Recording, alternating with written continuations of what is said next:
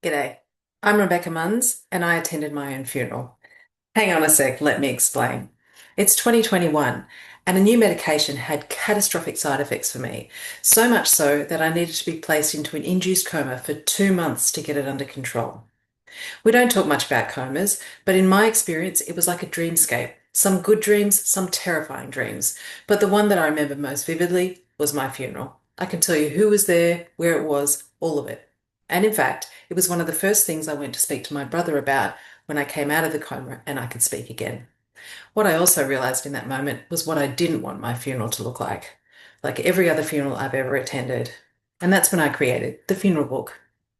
When we say funeral book, we often think of a document that looks a little bit like this, printed on paper and handed to you at the funeral service.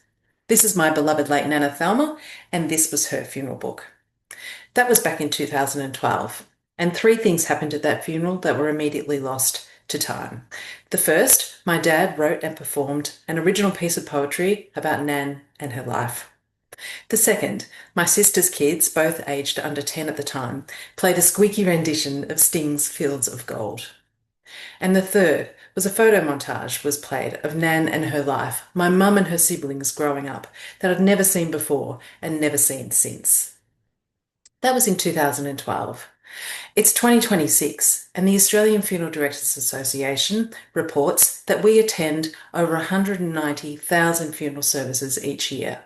Let's say, for example, 200 people go to each of those funeral services, and everybody receives one of these. That's over 32 million printed order of service documents each and every year. Let's also consider that Australians have a high and growing incidence of digital technology device adoption. Isn't it about time we use the tech in all of our pockets to enhance the funeral experience? I conducted a comprehensive research study into the digital transformation of the funeral service today. And what I discovered was that 85% of respondents said that they would find a digital order of service appealing in the funeral service. 35% of respondents said that the top three functions of the funeral book should be the ability to contribute to the funeral book, the ability to share it with those who couldn't attend on the day, and the ability to donate to the legacy of the loved one. But don't just take it from me. Let's hear from three of the customers that I interviewed at the time. Customer one, I don't even remember my husband's funeral. It was such a blur. I was so stressed at the time. It was one of the worst days of my life, and all I have to show for it is this flimsy piece of paper.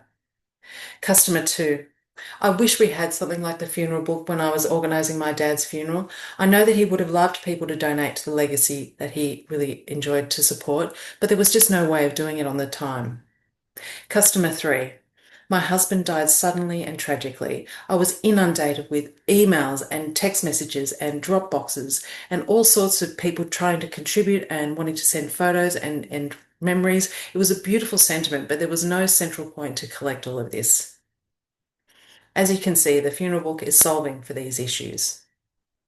If this resonates with you, have a scroll through my walkthrough of my concept and purchase my prototype for $20 and be part of the founding friends of the funeral book. Thanks.